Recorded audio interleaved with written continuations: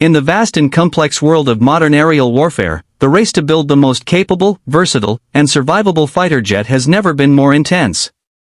Nations across the globe invest billions in research, development, and procurement to ensure that their air forces remain one step ahead of rivals in the event of a conflict that would test not only raw firepower but also stealth, maneuverability, electronic warfare capabilities, and pilot survivability.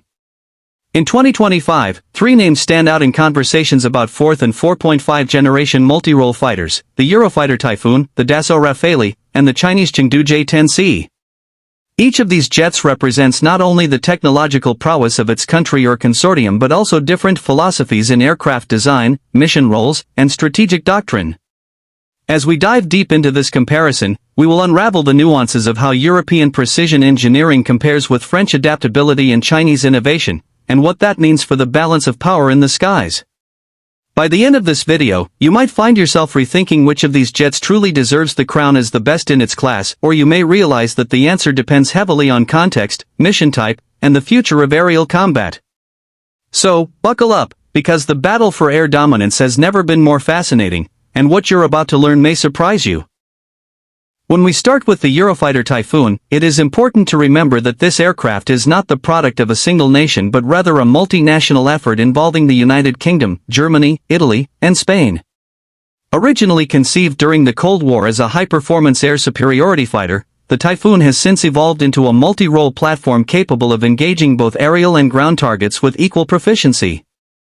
Its twin Eurojet EJ200 turbofan engines provide an impressive thrust-to-weight ratio, enabling supercruise sustained supersonic flight without afterburners, which gives it both speed and efficiency advantages over many rivals. By 2025, the Typhoon has received several upgrades, particularly with the integration of the Captor-E AESA radar, advanced electronic warfare pods, and compatibility with cutting-edge weapon systems such as the Meteor beyond visual range air-to-air missile. Its agility, thanks to a Delta canard design, remains one of its defining features, allowing it to perform high-energy maneuvers that would challenge most adversaries. The Typhoon embodies the European approach to air combat: cooperative development, technological precision, and the ability to adapt to both NATO and independent mission profiles, from Baltic air policing to counter-terrorism strikes in the Middle East. Shifting to the Dassault Rafale, we encounter a fighter jet that represents France's commitment to complete independence in defense manufacturing. Unlike the Typhoon, which was born of compromise between several nations, the Rafale was designed solely by Dassault Aviation to meet France's needs across the Air Force and Navy, replacing multiple older aircraft types. Its strength lies in its versatility. While the Typhoon was initially optimized for air superiority, the Rafale was conceived from the start as an omnirole fighter, capable of handling air-to-air combat, deep strike, reconnaissance, nuclear deterrence, and carrier-based operations seamlessly. By 2025, the Rafale F4 standard has brought major advancements, including upgraded radar, improved data links for network-centric warfare, more robust electronic countermeasures, and enhanced cockpit systems for pilot situational awareness.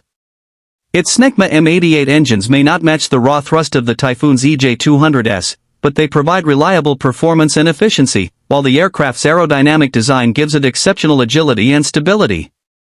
Furthermore, France's independence in integrating both domestic and foreign weapon systems gives the Rafale an edge in flexibility, whether deploying the Meteor missile, the SCALP cruise missile, or the nuclear-capable ASMPA. This makes the Rafale not just a fighter but also a political tool, ensuring France can project power independently of NATO or American platforms.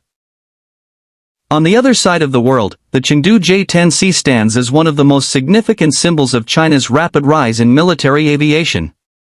When the original J-10 was introduced in the early 2000s, it was considered a major leap for China's aerospace industry, but it was still seen as a step behind Western designs. Fast forward to 2025, and the J10C represents a far more sophisticated platform, incorporating technologies that have raised eyebrows among analysts worldwide. Equipped with an advanced AESA radar, infrared search and track, IRST, systems, and indigenous WS-10B Taihang engines, the J10C closes the gap significantly with its European rivals. Its airframe, while reminiscent of the Israeli Lavi project, has been optimized for agility with a Delta canard layout similar to the Typhoon, allowing it to perform aggressive maneuvers. Perhaps most notably, the J10C integrates China's PL-15 Beyond Visual Range missile, which boasts a range that rivals or even surpasses Western counterparts like the Meteor.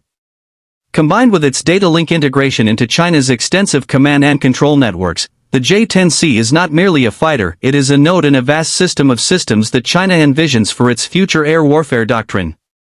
For regional powers in Asia, the J-10C offers a high-performance, cost-effective solution that challenges Western dominance in export markets as well. When we compare their avionics and sensor suites, the Typhoon, Rafale, and J-10C each reflect their national approaches to technology integration. The Typhoon's Captor-E radar is praised for its wide field of view thanks to a swashplate design, which allows the radar to mechanically rotate in addition to electronic scanning. This unique feature grants it broader tracking capability compared to fixed AESA radars. The Rafale's RBE2-AA AESA radar, while slightly smaller, has been refined for multirole missions, seamlessly integrating with the SPECTRA electronic warfare suite, which is often considered one of the most advanced defensive systems on any fourth-generation fighter.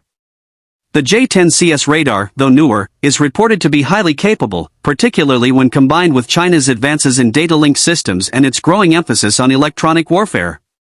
However, much of the J-10C's true capability remains shrouded in secrecy, with Western intelligence still debating how well its systems perform in contested electromagnetic environments compared to European jets. Yet, the mere fact that China has reached this level of parity is itself a statement of how quickly its aerospace industry has matured. If we move on to weapon systems, the differences become even more intriguing. The Typhoon, in 2025, is often deployed with the Meteor missile, which is widely regarded as the most advanced BVR missile in service thanks to its ramjet propulsion that allows it to sustain high speeds throughout its flight and pursue maneuvering targets at long distances. For close-range engagements, the Typhoon uses the Iris-T missile, which is exceptionally agile and has a high off-boresight capability, making it deadly in dogfights. The Rafale, on the other hand, matches this with Meteor integration but also brings to the table a wider variety of strike weapons, including the SCALP cruise missile, ASM precision-guided bombs, and nuclear weapons. This breadth gives the Rafale more strategic utility, particularly for nations like France that emphasize independent deterrence. The J-10C introduces China's PL-15 missile, which has been described as a potential game-changer due to its range, estimated to exceed 200 kilometers, and its advanced guidance systems. While the Meteor still has advantages in terms of no escape zone, the PL-15's long reach makes it a formidable challenge in any engagement, particularly when guided by China's increasingly sophisticated airborne early warning and control aircraft. In terms of agility and maneuverability, both the Typhoon and Rafale have long been considered among the most capable fighters in the world, with their Delta Canard designs allowing them to perform sustained high-G maneuvers that give pilots an edge in visual range engagements. The Typhoon's raw thrust and high thrust-to-weight ratio make it excel in vertical maneuvers, while the Rafale's design prioritizes balanced agility with excellent low-speed handling, which is crucial for carrier operations. The J-10C, while smaller, is also highly maneuverable, and with ongoing improvements in China's flight control systems and engines, it has narrowed the gap considerably. However, it is worth noting that in the era of long-range sensors and missiles, traditional dogfighting is becoming less central to air combat doctrine. Still, air forces know that in the unpredictable nature of war, close encounters can and do happen, and having superior agility could mean the difference between life and death. From a cost and export perspective, the three aircraft target very different markets. The Eurofighter Typhoon is expensive, with unit costs often exceeding $100 million depending on configuration, and it has primarily been purchased by wealthy nations in Europe and the Middle East. The Rafale, while also costly, has achieved remarkable export success in recent years, winning contracts in India, Egypt, Qatar, Greece, and even the UAE, partly because of its versatility and France's willingness to adapt contracts to client needs. The J-10C, by contrast, has been offered at a much lower cost, making it appealing to nations that cannot afford Western jets or are politically restricted from buying them. Pakistan, for instance, has already begun integrating the J-10C into its air force, seeing it as a direct counter to India's acquisition of the Rafale. This dynamic not only highlights the different economic strategies behind each aircraft but also reveals how fighter exports serve as instruments of geopolitical influence. Looking deeper into survivability and electronic warfare, one of the key distinctions between these fighters lies in how they prioritize pilot safety and operational endurance in contested environments. The Rafale SPECTRA system is often praised as one of the best self-defense suites ever deployed on a 4.5 generation fighter.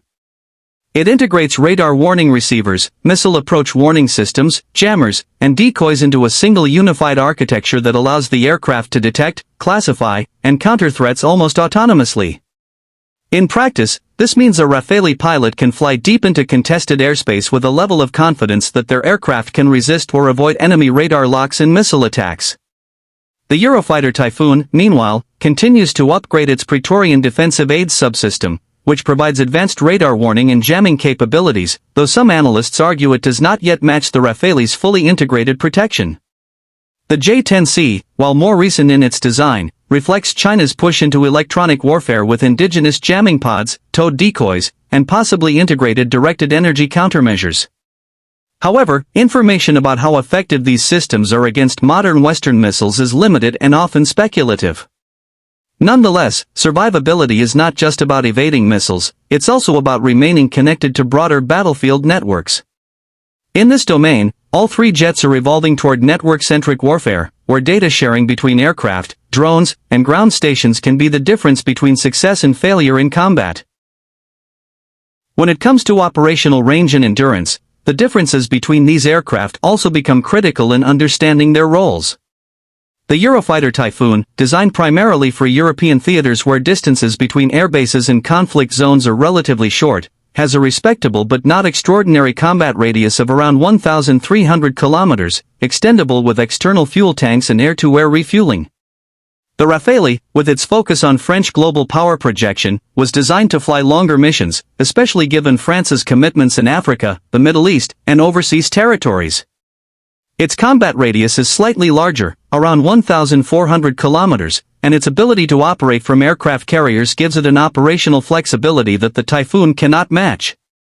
The J10C, being a single-engine fighter, has a smaller internal fuel load and a shorter range, estimated at around 1,200 kilometers in typical missions.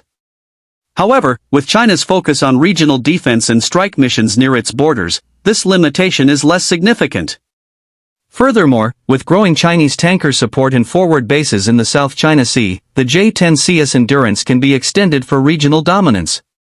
Range may not grab headlines as much as missile ranges or top speeds, but in the real-world calculus of air combat, the ability to sustain presence over contested areas often determines whether air superiority can be achieved and maintained. A crucial dimension of this comparison lies in the industrial and political ecosystems behind these jets. The Eurofighter Typhoon, as a product of a multinational consortium, embodies cooperation but also compromise. Each partner nation insists on maintaining its share of manufacturing and technology, which can make upgrades and export negotiations complicated. However, the shared ownership also ensures long-term political support and funding, keeping the Typhoon relevant through 2025 and beyond. In contrast, the Rafale benefits from France's insistence on independence. Dassault Aviation and the French defense establishment maintain full control over design, upgrades, and export conditions, allowing rapid modernization and adaptability. This independence has also enabled France to aggressively pursue exports without being hindered by multinational approval processes. The J10C represents a different model altogether, China's vertically integrated defense industry under tight state control, which allows rapid iteration, mass production, and strategic pricing. This state-directed model has allowed the J10C to enter the export market quickly, undercutting Western competitors and offering politically aligned nations access to advanced fighter technology without the restrictions that often accompany American or European jets. These industrial ecosystems are just as important as performance specs because they determine whether jets remain relevant, affordable, and widely deployed over decades. Another fascinating aspect is how each aircraft fits into the future trajectory of aerial warfare, particularly with the emergence of stealth platforms, drones, and sixth-generation fighter programs. The Typhoon, Rafale, and J10C are not stealth fighters, though they incorporate some reduced radar cross-section features. This has raised questions about their survivability against fifth-generation fighters like the F-35 or China's J-20. However, 2025 is a period of transition, where many air forces are still balancing legacy fourth-generation fleets with limited numbers of stealth jets.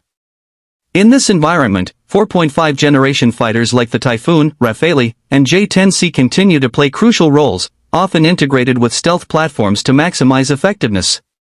For instance, European air forces envision Typhoons working alongside future sixth-generation projects like the FCAS, Future Combat Air System, while France positions the Rafale as a bridge toward its participation in the same program.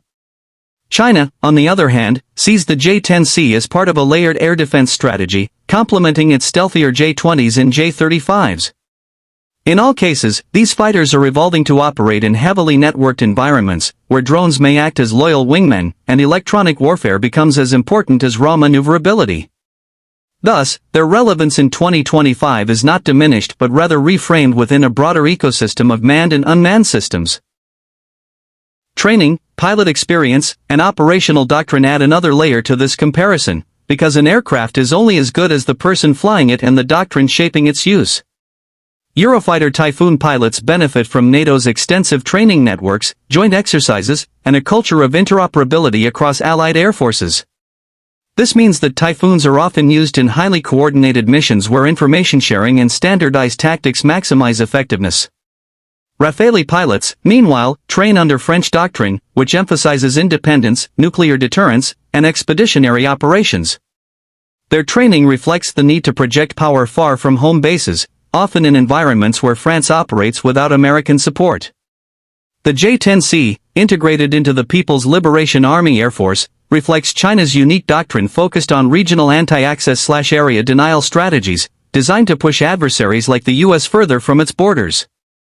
Chinese pilots are undergoing increasingly realistic training, but questions remain about whether they match the depth of experience held by NATO or French aviators, particularly in combat-tested environments. Still, China's investment in advanced simulators, large-scale exercises, and integration with other branches of its military means that J-10C pilots are steadily gaining proficiency. In short, while technical specifications matter, pilot skill and doctrine may be the decisive factor in real-world encounters. Now, let's consider the broader geopolitical implications of these aircraft and what they represent on the global stage. The Eurofighter Typhoon, with its multinational roots, symbolizes European unity and commitment to maintaining a collective defense posture under NATO and beyond. Its presence in countries like Saudi Arabia and Qatar also illustrates how European technology serves as a bridge between Western defense needs and Middle Eastern allies. The Rafale, by contrast, embodies French independence and global ambition, a jet that not only ensures France can defend itself without relying on American fighters but also allows it to extend its influence through arms exports. Each Rafale deal is not just about aircraft but also about cementing long-term political and military ties. The J-10C, meanwhile, represents China's growing confidence in challenging the Western-dominated defense market, providing an alternative for nations that either cannot access Western technology or prefer to align with Beijing. Its export to Pakistan, in particular, shifts the balance of power in South Asia and signals China's willingness to use arms sales as a tool of diplomacy. In this sense, these three fighters are more than machines, they are symbols of national strategy, identity, and influence in a rapidly changing world. As we approach the conclusion of this deep dive, it is clear that the question of which fighter is best cannot be answered with a simple ranking. The Eurofighter Typhoon, with its raw power, cutting-edge radar, and NATO integration, is a formidable machine built for dominance in contested airspaces alongside Allied forces. The Rafale, with its unmatched versatility, advanced self-protection systems, and independence from foreign restrictions, is a true omnirole aircraft that reflects France's global ambitions. The J-10C, while perhaps not as polished in every respect, is a symbol of China's extraordinary progress in aerospace and its determination to offer credible alternatives to Western systems at a competitive price. Each fighter excels in areas that reflect its nation's priorities: European precision, French autonomy, and Chinese adaptability. And in 2025, all three remain relevant, not because they are stealthy, but because they have adapted to the realities of modern warfare, where networks, missiles, and geopolitics matter as much as dogfighting skills.